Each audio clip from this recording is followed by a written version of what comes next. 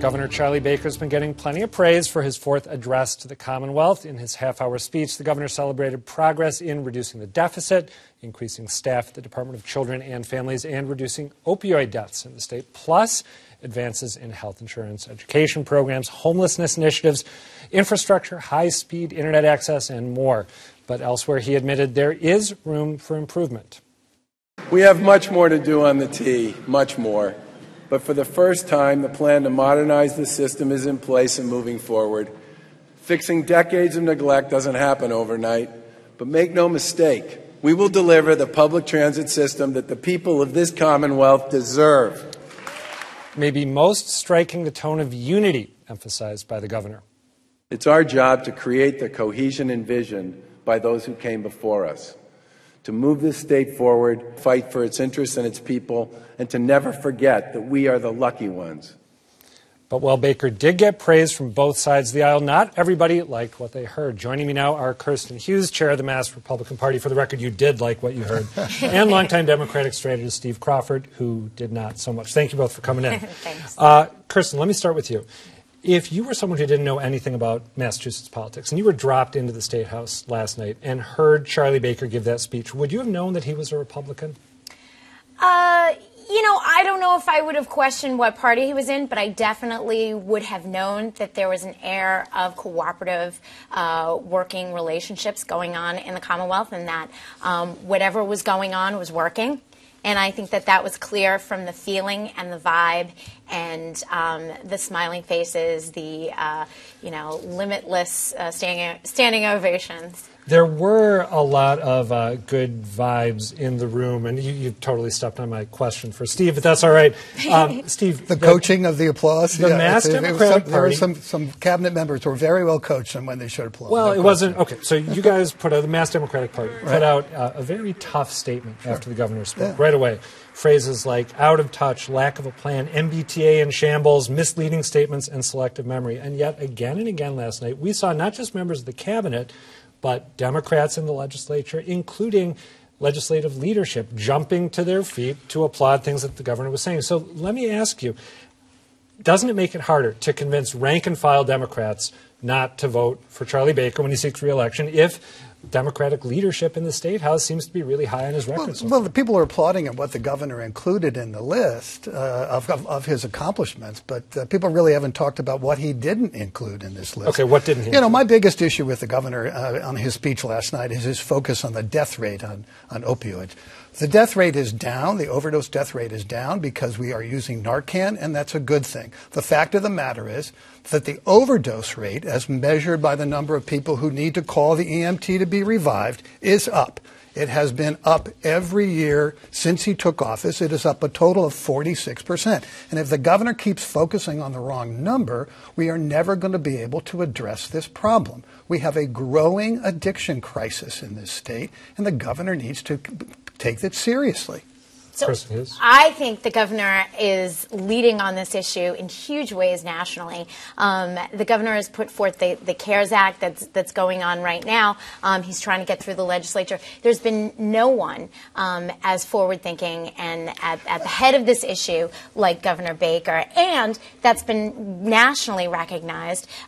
This state is making strides in treating addiction, in treating folks who are afflicted with addiction, and in the compassion and the ways that we treat those addictions. The governor spent a little time on this because this is the big issue. I'm happy to do that. I mean, the Governor's CARE Act has no money associated with. I've read the entire document. This is the second big opioid bill. The second big opioid bill that makes technical changes in how we monitor prescription drugs and how peoples are licensed. There's a dramatic thing that he's introduced about civil commitments, which is another issue. 72 hours holding people. Yeah, but you know, by not providing any additional money in that program, he's kind of neglecting. And to say he's a national leader, he joined the Trump Commission on Opioids. It was a sham. He gave Donald Trump cover for a program that the Trump administration did nothing about. The president never attended the meeting, and Charlie Baker sits on a panel with Kellyanne Conway and Chris Christie, comes up with a bunch of recommendations that went nowhere. Kirsten, back to you, and then we'll move on to another topic. So unfair. Look, the governor is working across the aisle here in Massachusetts. He is a leader on this issue. I don't think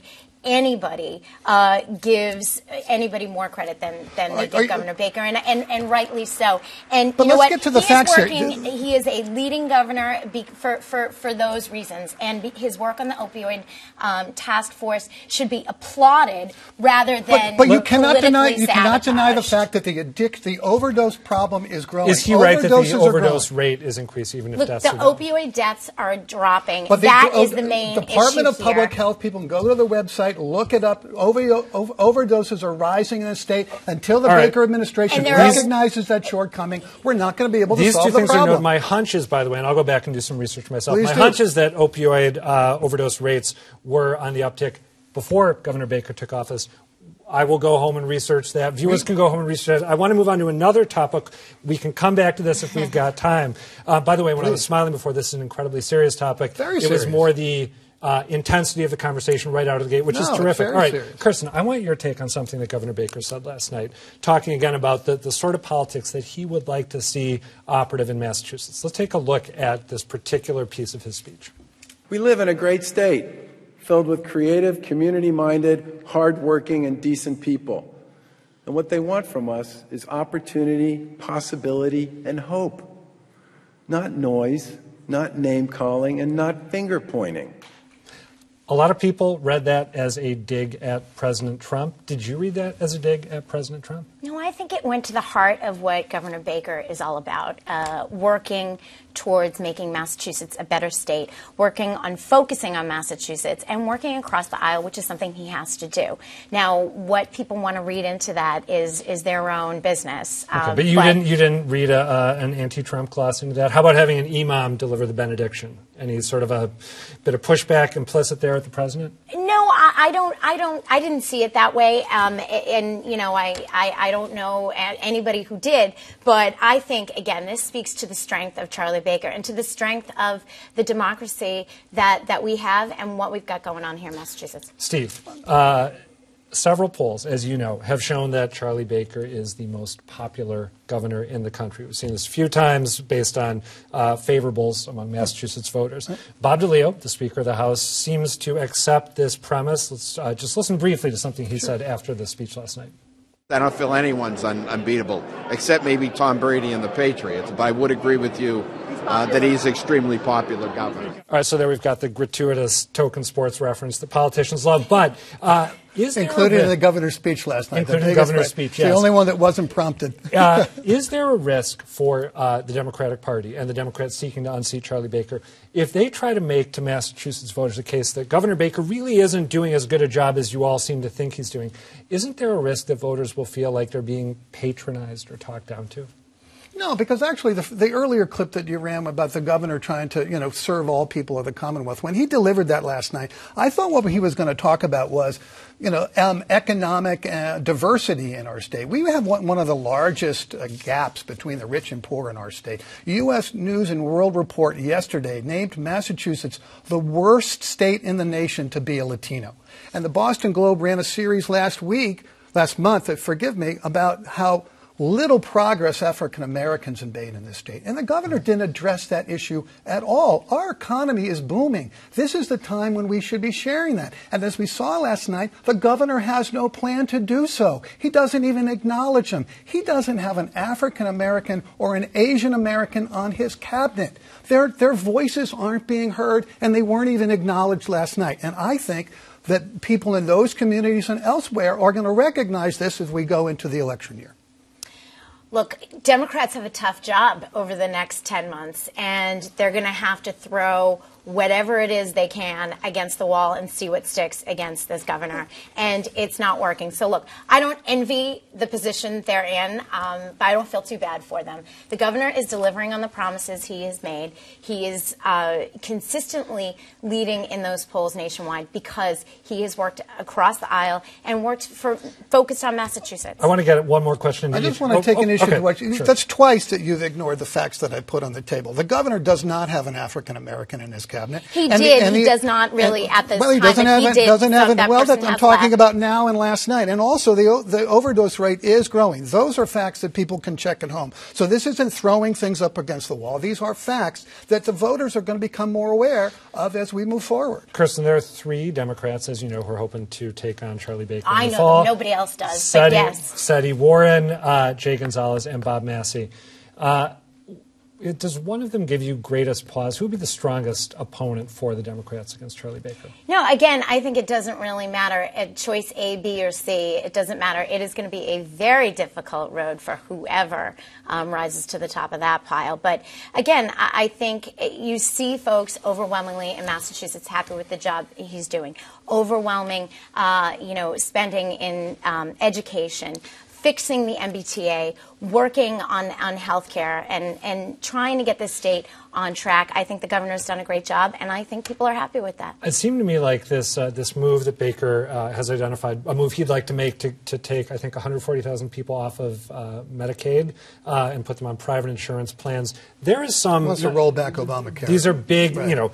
Again, big, intense, important issue, not to talk about it in purely political terms, but this seems to me like a possible risk for the governor. I'm guessing you'd agree with me there? I think that's a risk for a governor and the fact that he's not investing in things that people are looking for. The governor's education funding is not keeping pace with inflation. And you would have thought 2 years ago, when he got crushed on his charter school ballot question, he would have learned that local schools are important. He's not investing in our children's future, and that is one of the things that people are going to be talking about. Record-setting levels of funding for education. But it's still not keeping pace. It's not wrong. That's totally wrong. It's not keeping pace with investments inflation. Require resources, obviously, and I saw almost all the Democrats in that room last night jump up and applaud when Charlie Baker said he had not raised taxes. So you would like to see, I think, more resources allocated for the investments you want to see made, but it doesn't seem like the governor's come out in opposition to the Fair Share Amendment, the so-called millionaires tax. It will provide more money for transportation. It will provide more money for education. It's desperately needed. Anybody who rides the T on a daily basis like I do, the red line's a mess. The orange. We have 20 seconds left, which is why I'm interrupting you. I want a yes or no question to both of you. Elizabeth Warren hasn't shown an appetite for going after Charlie Baker so far. Maura Healey has not shown an appetite for going after Charlie Baker. Marty Walsh seems to like paying Charlie Baker compliments. Is that going to change as 2018 runs its course and we head to a November election? Kirsten, yes or no? I don't think it's going to change. I think they know that it's working. I think they know that the governor's working in the state. Okay. I don't expect miracles, so we'll see what happens. Steve Crawford? I'm not their spokespeople, but I think you will see a change, yes. Thank you both. Love to have another half hour to talk with you. We will do it again. Steve Crawford, Kirsten Hughes. Thank you. Take care.